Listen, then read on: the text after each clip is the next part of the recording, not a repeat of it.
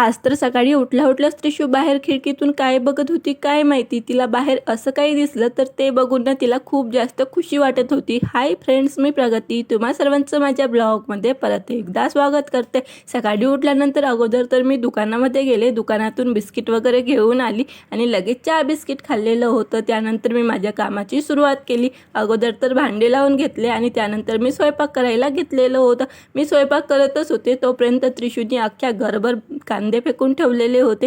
तिला म्हणलं कांदे का फेकले ग, तर ती तर काही बॉलसारखं खेळायलाच लागली होती. पटापट असे घरभर कांदे फेकून ठेवले. तिला म्हणलं कांदे खेळून झाले असणार तर चल आता मला कामामध्ये मदत कर. तिला घेऊन मी लगेच ना कपड्यांच्या घड्या घालायला बसलेले होते, पण ती काही कपड्यांच्या घड्या घालूच देत नाही. ती तर त्याच्यासोबत खेळायला लागलेली होती. तिला म्हणलं हे झालं असेल तर चल आता जेवण करून घे, म्हणून मी तिला ना छान असं वरण भात जेवण दिलेलं होतं.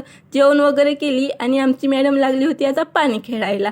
आमच्या मॅडमला काय आहे, कामं तर काही सुधरतच नाही, दिवसभर तिचे कामं असेच चाललेले असतात.